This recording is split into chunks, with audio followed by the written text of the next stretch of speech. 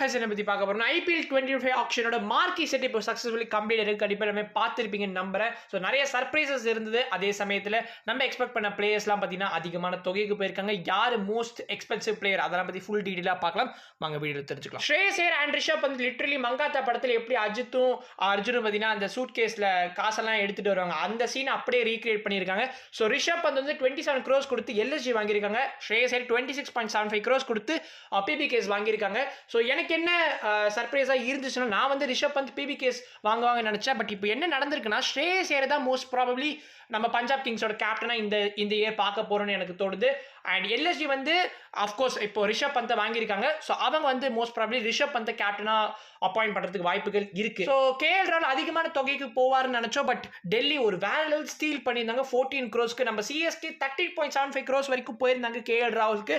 So அது வந்து ஒரு மாதிரி சர்ப்ரைஸாக இருந்துச்சு. வாங்கினாங்கன்னா தரமாக இருந்திருக்கும் CSK.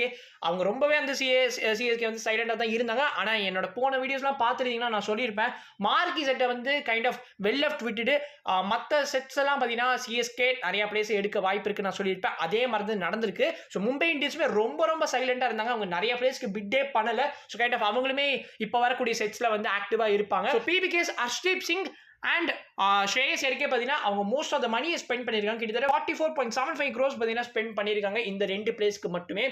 ஸோ எஸ் அவங்க கைண்ட் ஆஃப் வந்து டீசென்டான ஆப்ஷனாக இப்போதைக்கு அமைஞ்சிருக்கு. ஏன்னா PBKs தான் வந்து யுஸ்வேந்தர் சாஹலை 18 crores கொடுத்து வாங்கியிருக்காங்க.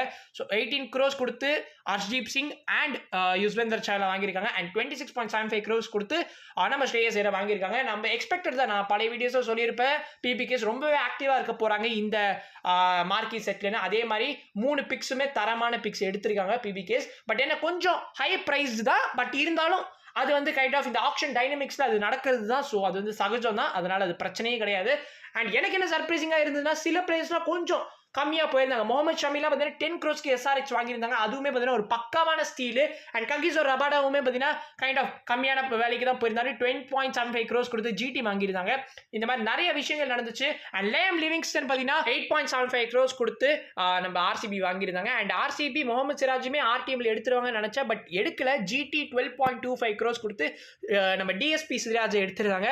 அண்ட் அதே சமயத்தில் ஜார்ஜ் பட்லர் பார்த்தீங்கன்னா GT போயிருந்தாரு. நம்ம ஒரு வீடியோவில் சொல்லியிருப்போம், GT தான் கண்டிப்பாக பிக் பண்ணுவாங்க ஜார்ஜ் பட்லர்னு. ஆஸ் எக்ஸ்பெக்டட் 15.75 crores கொடுத்து நம்ம ஜார்ஜ் பட்லர் GT எடுத்திருக்காங்க. ஸோ எஸ் அவங்களுக்கு ஒரு ஓப்பனர் தேவைப்படுச்சு, கரெக்டாக அந்த பிக்கப் பண்ணியிருக்காங்க. அண்ட் அதே சமயத்தில் மிச்சல் ஸ்டார்க் லாஸ்ட் சீசனோட மோஸ்ட் எக்ஸ்பென்சிவ் பிளேயர் 24.75 crores கொடுத்து KKR வாங்கியிருப்பாங்க. இந்த வருஷம் பார்த்தீங்கன்னா DC 11.75 crores கொடுத்து வாங்கியிருக்காங்க மிச்சல் ஸ்டார்க்கு. அண்ட் இதெல்லாம் தாங்க most talking points of marquee set. இனி வரக்கூடிய செட்ஸில் வந்து MI மற்றும் CSKவை நம்ம அதிகமாக எதிர்பார்க்கலாம். CSK கண்டிப்பாகவே சில பிட்ஸ்லாம் பண்ணியிருந்தாங்க சில பிளேயர்ஸ்க்கு. KL ராகுலுக்குமே போயிருந்தாங்க. ஸ்டார்டிங்கில் அவங்க தான் ஆரம்பே மிச்சாங்க ஹர்ஷ்தீப் சிங்குக்கு. அதுக்கப்புறம் எஸ் நம்ம ஷமிக்குமே போயிருப்பாங்க. ஸோ இந்த மாதிரி they try their best. Yuzvendra சாஹலுக்கு கூட போனாங்க. ஸோ எல்லா பிளேயர்ஸுமே போனாங்களே தவிர ஒரு 7 crores நிறுத்திடுறாங்க. ஏன்னா அந்த பர்ஸில் இருக்கக்கூடிய அந்த அமௌண்ட் தான் பிரச்சனையே CSKக்கு.